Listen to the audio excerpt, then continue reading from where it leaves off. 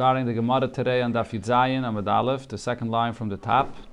And the Gemara here comes back to the contradiction that it asked on Daf Tezvav Amud Beis.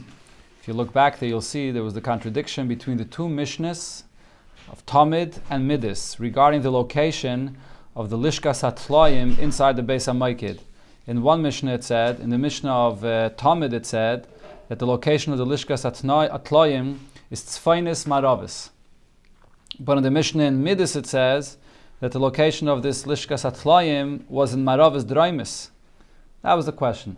So the last plot of the Gemara, it basically said that the Tana of Masechta Midas is Rabbi Eliezer ben Yaakov. And he holds that it was in Maravis Draimis. And the Tana in Tamid holds that it was Tzfainis Maravis. It's just a machlaikis of two Tanaim of where the location of this Lishkas HaTloyim is. So just at a Chaga, before we go weiter, there's a Sikha from the Rebbe where the Rebbe talks about the Mishnayos of Midas, where the Gemara goes through a whole long discussion here to prove that the Stam Mishnayos of Masechta Midas is Rabbi Eliezer ben Yaakov. And the Rebbe there brings in the Sikha that Rabbi Eliezer ben Yaakov, the Gemara in Yoma says that his Mishnah, his halachas were kav and noki. It was very, very clear. And therefore the Rebbe says, Masechta Midas, which discusses the Midas of the Beis HaMikdash, refers to the Avodah of Tzadikim. And Rabbi Eliezer ben Yaakov also taught an oifen of clear. Everything was clear like the Avodah of a Tzaddik, which is clear, without any bumps in the road. And that's why the Tana of Midas is Rabbi Eliezer ben Yaakov. So a word that the Rebbe says, it's in Chelik Chavches in the Parshas Maseh. And here the Gemara is going to come and give another answer to this contradiction between Tamid and Midas, again regarding the location of the Lishkas HaTloyim. And the Gemara will explain that there's no argument. And it just really depends on the angle that you enter into the room. Based on the angle that the person is looking, it'll seem to be in different sides of the room. So let's see inside the Gemara. Rav Ade berei de Rav Yitzchak Kama. Rav Ade berei de Rav Yitzchak says, Hi Lishke, this Lishka Satloyim was not a Lishke like all the other rooms, which was just positioned in the corner. What was this Lishka? Aktsuye Maktsiye. It seemed like it was going from one corner to another corner. And the reason is, this Lishkas HaTloyim was positioned along the Ma'ariv side of Beis HaMaykid. And along the Ma'ariv side wall, it started on Tzafin side, and it continued to Darim side. Or maybe let's do the opposite. It started on Darim side, as the Gemara will explain in a moment. It was closer to Darim. It started on Darim side, along the Ma'ariv wall, and it went towards Tzafin. But it wasn't just in one corner. So therefore, with the Asi Mitzafin, someone that enters into this place, he comes into the Beis HaMaykid. If he's coming from Tzafin side, what happens when you come into a room from Tzafin side? What do you see first? You see first what's at the Darim. Mischazile bedarim. So when you're looking from that vantage point, you see the room as it extends into Darim. With the Asi Medarim, a person that's entering into this place from Darim side, what is the vantage point that you have? What do you see first? Mischazile betzafin. You see the room extending into Tzafin side. That's just the nature when you come from Darim, so you're facing towards Tzafin. So you see the room extending into Tzafin. When you come from Darim, so you're facing Tzafin. So you could see the room extending into Tzafin. Right, so therefore, this Lishkas Beis HaTloyim, this stira that we had here, is it Tzfainis Maravis or is it Maravis Draimis? The answer is both of them are true. It was a long Ma'ariv side. It started on Darim and it extended towards Tzafin, and it depends from which side you enter into this room. That was the answer that Rav Ade berei de Rav Yitzchak said. So now the Gemara is going to prove, though, that even though it's true that it was along the Ma'ariv wall and it started from Darim and it went towards Tzafin, but to which side was it closer? Was it closer to Darim or was it closer to Tzafin? There were 4 rooms, right, in each one of the corners. So even if this is true, that this Lishkas HaTloyim wasn't mamish all the way at a corner, but it had to be positioned more towards one side to make room for another room in another corner. So was it more towards Darim or more towards Tzafin? So the Gemara will now prove that it was along the Ma'ariv wall, and it was closer to Darim than it was to Tzafin. So the Gemara, umistavre, now it's logical to say, the Maravis Draimis, that it was closer to the Darim side. Maravis Draimis Havoi. What's the proof of this? Midraminon lechem aponim alechem aponim. Because just like we have a contradiction regarding the location of the Lishkas Hatloim, there was also a question that was asked that there seems to be a contradiction regarding the location of the room that the Lechem Apanim was made in. Also here, inside this Beis HaMoiked, so there was a room of Lechem Apanim. And there seems to be a contradiction. The Gemara does not spell out the contradiction. Rashi over here spells out what the contradiction is. And it's based on the Mishnah that we had before in Tezvav Amud Beis. When you look there in the Mishnah, so what does it say? It says that the Lishkas Hatloim was on Tzvainis Maravis. Right? And then it says that there were 4 rooms. Regarding the other 4 rooms, it doesn't say in which corners they were. This is the Mishnah of Tamid that the Gemara quotes. Right? But the last of those 4 rooms that it quotes in the Mishnah of Tamid is the Lishka of Lechem Apanim. So if the Mishnah starts with Lishkas Hatloim, and then the 4th room that it quotes is Lechem Apanim, so right now what the Gemara is thinking is, in what direction do you go around in these 4 rooms? That is the Mishnah counting them. What direction? So usually you go to the right. That's how you count these things. When you're looking in a Mishnah, it's probably going counterclockwise to the right, counterclockwise to the right. So if you're starting off with the Lishkas Hatloim, which is Tzvainis Maravis, so then you go from there to Ma'ariv, and then the next room, as Rashi over here spells out, you can look into the Rashi, in the middle of Rashi, with the Ramin and Lechem Apanim. So Rashi says, so the Lishkas Hatloim is going to be Tzvainis Maravis, and then you go counterclockwise to the right. So the Lishkas HaChisamais, that was the room where they had the tokens for the Karbanis, that's going to be Maravis Draimis. And you continue to the next room, it's going to be Lishkas Beis HaMoiked, that's Draimis Mizrachis. Then where's Lishkas Lechem Apanim going to be? The last one that's mentioned there in the Mishnah, Mizrachis Tzvainis. That's what it comes out according to the Mishnah in Tamid. Okay, and what does it say in the Mishnah in Midais? In the Mishnah in Midais, when it talks about the 4 rooms, it does say exactly the location of each room. And there, on the top of Tezayin Amud Aleph, Rashi quotes it here as well, it says that the Lishka of the Lechem Apanim was Mizrachis Tzvainis. Right? Or am I making a mistake? It says, in the Mishnah in Midais, it says that it was Draimis Mizrachis. Sorry. The Lishka of Lechem Apanim, the very first line on Tezayin Amud Aleph, Draimis Mizrachis, he Lishka Shayaisim Ba Lechem Apanim. So that's the contradiction that was asked over here. From the Mishnah of Midis, if you go counterclockwise, you go towards the right, it would come out that the Lishkas Lechem Apanim was on Mizrachis Tzvainis. And if you look in the Mishnah in Midis, it says that it's Draimis Mizrachis. That was the question that was asked. And what was the answer that was given to this? Mishaninon. And the answer that was given, Omar Rav Huna Bereid Rav Yeshua. Rav Huna Bereid Rav Yeshua said, Mar Kochoshev Derech Yemin. The Mishnah in Midis is counting the rooms and it's going counterclockwise, it's going towards the right, as the Mishnah usually counts it. As Rashi here says, when you go to the right, so then as you see there in the Mishnah clearly, it goes from Dorim to Mizrach, from Mizrach to Tzafran, from Tzafran to Ma'ariv, so and then from Ma'ariv back to Dorim. That's going around in counterclockwise from left to right. That's how the Mishnah counts it in Masechta Midis. Umar kachoshev derech smoil. But the Mishnah in Masechta Tamid, it starts off with the Lishkas Hatloim and it finishes off with the Lishka of Lechem Apanim, but you have to go in the other direction. You have to go clockwise to the left. And you have to, if you come around to the left, so then from right to left, then it is going to come out that the Lishka of Lechem Apanim is going to be in the same place as it says in Masechta Midis. And the Gemara is going to spell it out right now. And here's going to be the Raya. Right now, the Gemara is going to explain it. We'll see. If it's the last one, it should be the Remis Marav. Let's see. The Gemara is going to spell it out right now.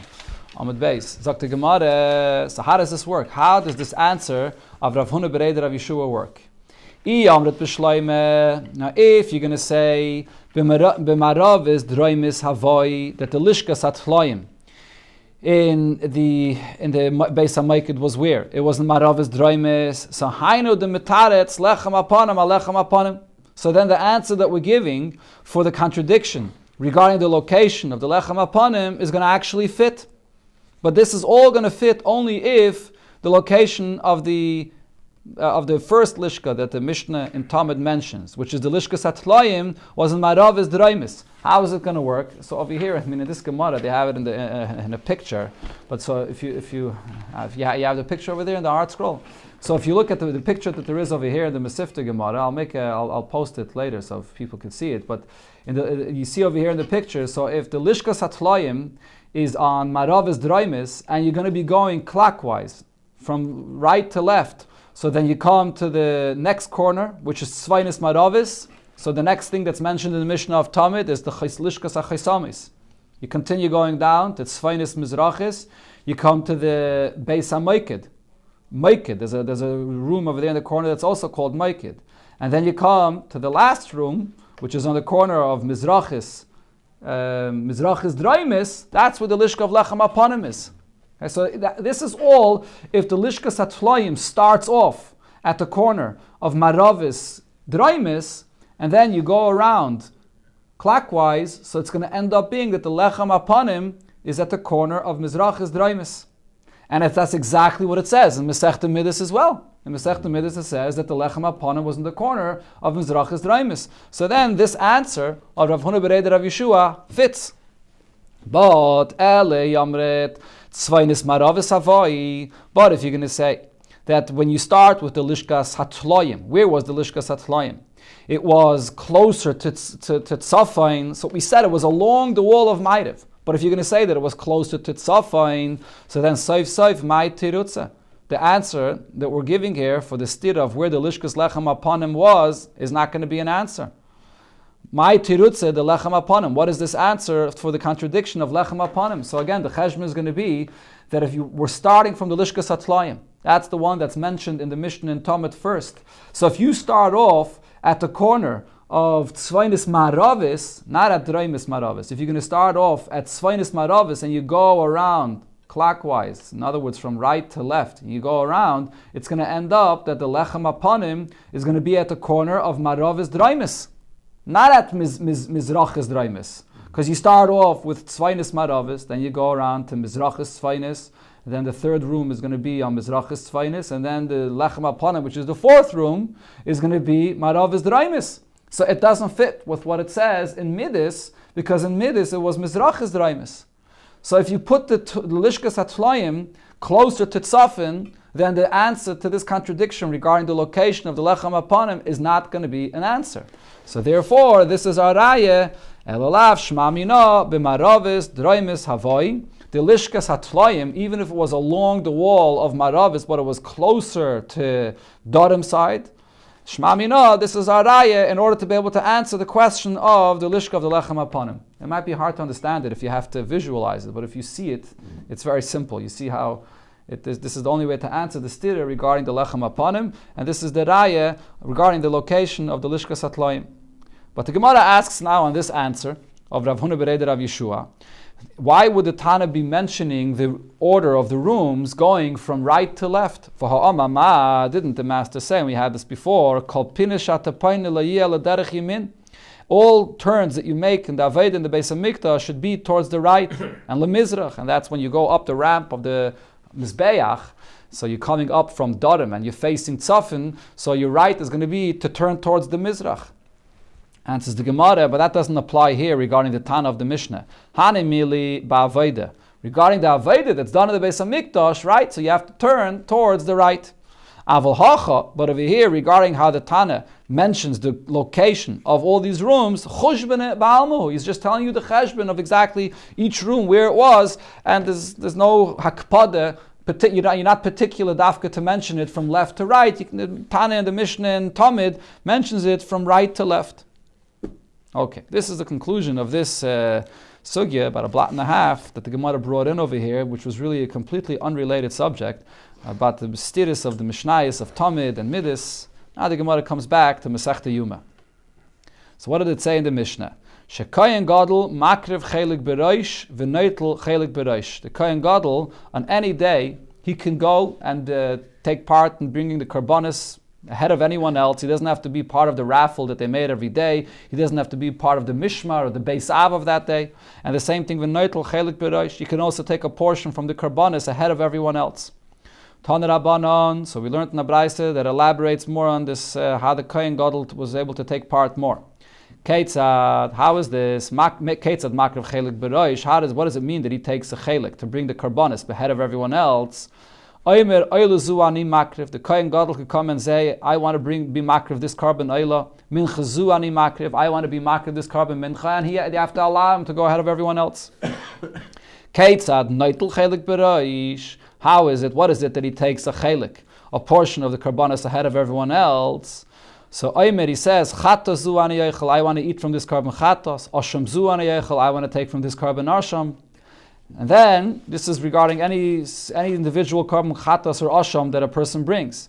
And now the Braisa spells out regarding karbanis tzibur, and here there's going to be a machlokes, what amount the Kohen Gadol is allowed to take. He can take a chelik ahead of everyone else, but how much? So the Braisa says, v'noitel chala b'shtei chales. From the two chales, this is going on the shtei alechem, that's brought on Shavuos, so it's a carbon tzibur, and it's the Kohenim eat it, so the Kohen Gadol could take one chala of these two shtei alechem. And then from the lechem upon him, how much could he take from the lechem upon him? Arba or chamish, he can take either 4 or 5 mimaisa lechem upon him, from the lechem upon him in the Beis HaMikdash. Why 4 or 5? The Gemara is going to soon explain that there's two opinions over here, and this number of 4 or 5 is based on those two opinions. Rebbe Yomer, now Rebbe says, how much could the Kohen Gadol take? Lo'olam chamish, the Kohen Gadol can always take 5 of the lechem upon him. Shenema, because the pasuk says v'hoisa la'aron u'levanov, that the karbanis will go for Aaron HaKohen and for his children. So the pasuk equates Aaron to his children. What does this mean? Mechze la'aron u'mechze lebanov. Half goes for Aaron HaKohen and half goes for his children. So the Gemara is soon going to explain, even though the lechem upon him was 12 breads, but 2 of them are separated for something else, as we'll see. So that leaves us with 10 of the breads. So 10 of these breads, according to Rebbe, you divide it half and half. Half goes to the children, and if Aaron HaKohen or any Kohen Gadol wants to take another half, he gets 5 of these breads. That's how much you can take. You could always take half. So now the Gemara, before it explains the pshat in this Braisa, what it means, Arba, Chomesh, and so on, but first the Gemara clarifies pshat in the Braisa, that it seems to be contradicting itself. Fragt the Gemara, Ha gufa kasha. You seem to be contradicting. The Braisa here is contradicting itself. Amret, in the beginning it says, Noitel chala achas mishtei chalis. That the Kohen Gadol could take 1 chala of the 2 chalis of the shtei alechem. So he's taking half. Mani, whose opinion is this? Rebbe. This is Rebbe's opinion, as it says in the end of the Braisa. The Amar Rebbe says, Pal geshakel, that the Kohen Gadol has the right to go and take half. Then what's the next case, the middle case of the Braisa? What does it say regarding the lechem upon him?